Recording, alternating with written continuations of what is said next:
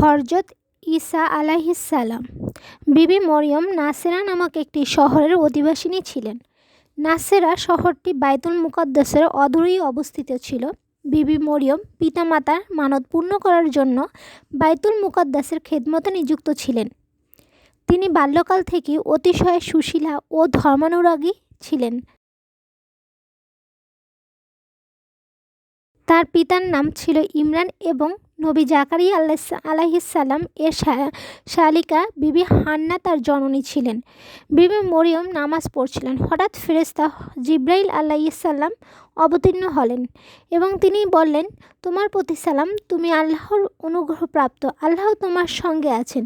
বিবি মরিয়ম এ অপ্রত্যাশিত পূর্ব সম্বোধনে ভীতচকিতা হলেন। ভাবতে লাগলেন, কে আসলো, কিসের সালাম? হযরত জিবরাইল আলাইহিসসালাম বললেন, আমি আল্লাহর ফেরেশতা জিবরাইল আলাইহিসসালাম। তুমি ভীত হয়ো না, তুমি পবিত্র সন্তান লাভ করবে, এ সুসংবাদ তোমাকে দিতে এসেছি। বালিকা ভীত হলেন এবং বললেন, সে কেমন করে সম্ভব? আমি যে কুমারী, আমি স্বামীর সঙ্গ লাভ করিনি। ফেরেশতা বললেন, আল্লাহর কুদরতে তা সম্ভব, তার কাছে এটা কঠিন কাজ নয়। এই বলে ফেরেশতা অন্তর্হিত হলেন। 6 মাস আগে হযরত জাকারিয়া আলাইহিসসালাম এর স্ত্রী গর্ভবতী হয়েছেন। এখন আবার কুমারী মরিয়ম আল্লাহর কুদরতে গর্ভবতী হলেন। বিবি মরিয়ম যদিও আল্লাহর কুদরতে সন্তান সম্ভব হলেন, কিন্তু দেশের লোকেরা তা মেনে নিবে কেন? কুমারী নারীর এভাবে গর্ভবতী হবার ফলে সবাই তাকে বাইতুল মুকাদ্দাস থেকে বের করে দিলেন। এমনকি তাকে স্বগ্রামও ছেড়ে দিতে হলো। সঙ্গী সহায়হীন অবস্থায় গর্ভবতী মরিয়ম একটি নির্জন প্রান্তে সন্তান প্রসব করলেন। বিপদাপন্ন মরিয়ম কোনো আশ্রয় খুঁজে না পেয়ে একটি শহরের দ্বার প্রান্তে আস্তাবলের একটি পতিত প্রাঙ্গণের একটি খেজুর গাছের নিচে আশ্রয় নিলেন।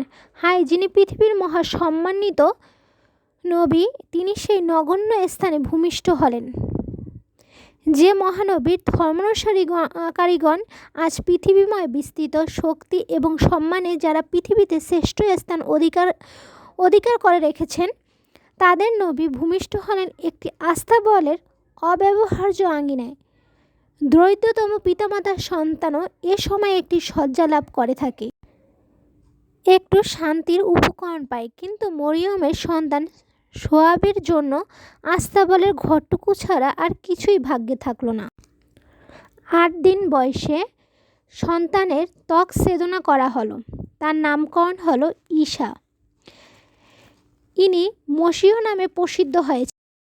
হযরত মুসা আলাইহিসসালাম এর শরীয়ত অনুসারে বাদশাহ কিংবা পয়গম্বর তার পদে বহাল হবার অনুষ্ঠানে তৈল লেপন করার নিয়ম ছিল। এছাড়াও তাওরাত কিতাব হযরত ঈসা আলাইহিসসালাম এর নাম মসীহ বলে উল্লেখ করা হয়েছে।